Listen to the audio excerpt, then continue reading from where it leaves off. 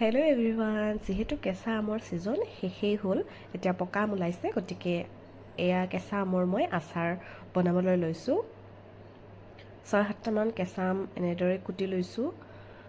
তাৰপিছত এনেকৈ এটা পাত্ৰত এইখিনি দি লৈছোঁ। ইয়াত মই নিমখ সানি কেইদিনমানৰ কাৰণে থৈ দিম। এয়া সোৱাদ অনুযায়ী মই নিমখ দিছোঁ ডাঙৰ চামুচেৰে 1 চামুচ আৰু 1 চামুচ দি দিছোঁ। এনেকৈ আপোনালোকৰ যাৰ যিমান সোৱাদ লাগে নিমখ খাই দিব পাৰে। আৰু এইখিনি 5-6 দিনলৈ এনেকৈ ঢাকনি মাৰি থৈ দিছোঁ আৰু ৰ'দত তাৰপিছত শুকাবলৈ দিছোঁ। ৰ'দত 2 দিন দিলেই ভাল, ৰ'দত 2 দিন শুকাব দিলেই হৈ যায়। আৰু এয়া হৈছে নতুন বস্তু, কৰ্জা টেঙা, আৰু অসমীয়াত মানে আমাৰ বৰপেটাত কয় কচ্চা বুলি আৰু বেংগলীত কয় কৰমজা বুলি। এইখিনিও ৰ'দত কেইদিনমান শুকাবলৈ দিছিলোঁ।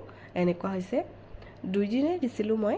আৰু এইখিনি হৈছে মছলাখিনি, যিহেতু 2বিধ আচাৰ বনাম সেইকাৰণে সৰহকৈ লৈছোঁ। আচাৰ বনাবলৈ মছলা কি কি লাগে সকলোৱে জানেই। আমাৰ ঘৰত থকাই যিখিনি ব্যৱহাৰ হৈ থাকে সেইখিনি মছলাই ময়ো ব্যৱহাৰ কৰিছোঁ আৰু সেইখিনি গুড়ি কৰি লৈছোঁ। আৰু কেৰাহীটোত বেছিকৈ অকণমান তেল দিছোঁ, যিহেতু আচাৰত বেছিকৈ তেল লাগে।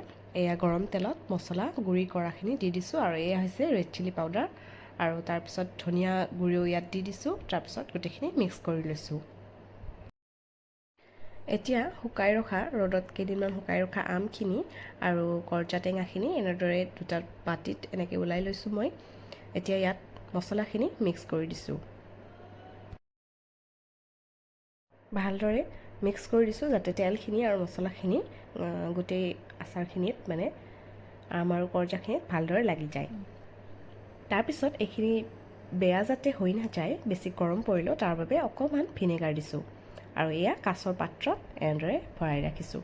একেবাৰে সহজ হয় প্ৰচেছখিনি, আপোনালোকেও এনেদৰে বনাই ষ্ট'ৰ কৰি থ'ব পাৰে। আৰু আম আৰু কৰ্জাখিনিত লাষ্টত মই জলকীয়া কেইটামান ঘৰৰে হয় এইখিনি কাটি দিছোঁ। আচাৰত অলপ জলকীয়া হ'লে ভাল লাগে।